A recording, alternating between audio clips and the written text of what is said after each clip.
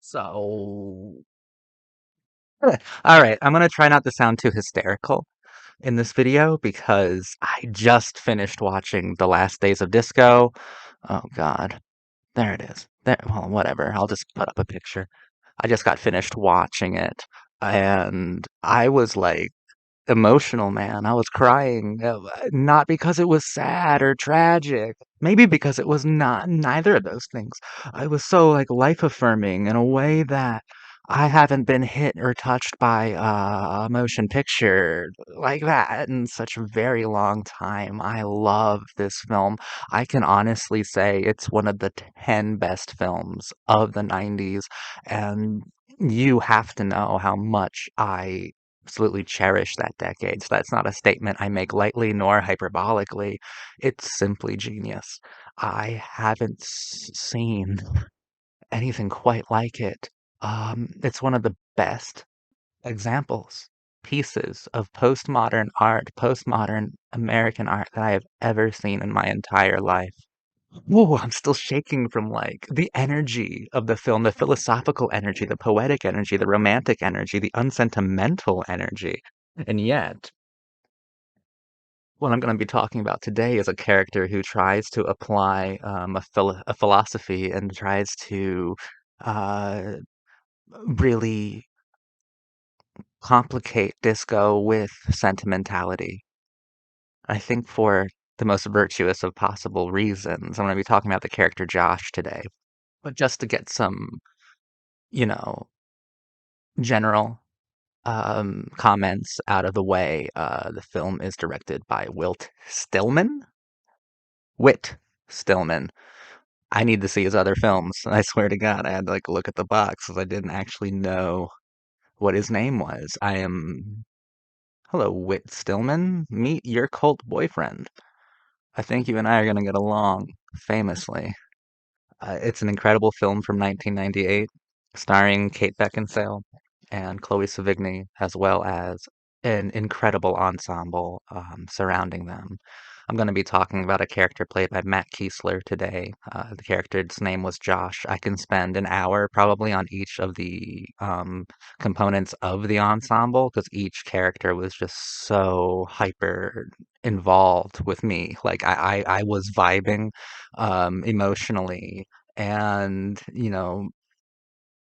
intellectually, physically, even with every single character in here. Uh, and each one of them means the world to me, but the one that struck me as the most potent and the most powerful and the most philosophically resonant to me personally was Josh. But I would be a fool. You would have to lock my clown ass up if book this clown. You'd have to lock me in jail and throw away the key if I didn't mention that Kate Beckinsale and Chloe Sevigny are absolutely breathtaking and incredible. Chloe Sevigny, this is one of my favorite performances from her. It's a wild performance with a million layers, and I love the character so much. Alice is enormously provocative intellectually and physically. She is just amazing. I'm clearly speechless by her performance. Kate Beckinsale. I have always had a thing for Kate Beckinsale, so I'll try my best to resist the urge to just go gross man on you. Yeah, sure, she was beautiful, of course. Wow. Ugh. Oh my God. But this character is fascinating. This is also one of her best performances, too. There's a cold and harsh a socially brutal exterior to her character, to Charlotte, and yet there is this interiority that is beyond hypersensitive. It is already shattered, I feel like. There's a lot I can go into with both of the two principal leads here. They were both incredible, but today I'm going to be focusing on a few things that Josh has to say because an analysis of the last days of disco would be so long, just so incredibly long that I I think I'll be back to dive into some more of the themes, but I think that through Josh, I can at least get my gut responses to this postmodern masterpiece. So Josh, when we first meet the character, he's saying like, I'm still a loyal adherent to the disco movement, and he's talking to Robert Sean Leonard, who is a very underrated actor overall and gives a very nice performance in this film, for even though his character is remarkably unlikable. There's a fascinating amount of intensity to all of Robert Sean Leonard's performances, and he's kind of gone unsung in a large way. But that's who he's talking to, and he brings up an interesting idea of, before disco, we didn't have anywhere to go. The youth didn't have anywhere to go. But now there are these venues, these social venues, these nightclubs, and now they're incredibly hard to get into. The social life that is dreamt of by the youth, by people in their 20s and late teens, is now becoming limited and exclusive. Disco is exclusive, and that's one of the faults that Josh sees within the disco movement, as he calls it. And sure, it could be a movement as well because these nightclubs are filled with ad agency executives and attorneys and assistant book editors. These are conformists, right? These are conformists who wouldn't be able to exercise any amount of nonconformity had disco not made itself available. Now, disco can be seen by, punk and metal and hippie and rock communities as conformist, but I think that it's Kate Beckinsale's character in this that calls like the Woodstock and the hippie movement incredibly self-involved and narcissistic, and I would have to agree completely. Um, at a disco, an assistant editor and an ad agency exec can exercise and experiment with nonconformity, can experiment with romantic entanglement, can experiment with some of the darker places that youth can take you. And also some of the more unexpected and romantic ones as well. And you get these hypercharged conversations from disco clubs as well. You can totally believe that these characters, all with college degrees, are sitting around deconstructing pop culture, deconstructing pop sensibilities through pop sensitivities. You can buy that. You wouldn't be able to buy that with any other youth movement, really. But the most important thing that Josh says is around the middle of the film. They're actually deconstructing Lady and the Tramp, and Josh is challenged for his cynical sort of reading of the film. And he's told that the tramp changes, right? That the tramp changes. He becomes a family man. He becomes loyal. He becomes lovable, right? And Josh says, I don't believe that people can change like that.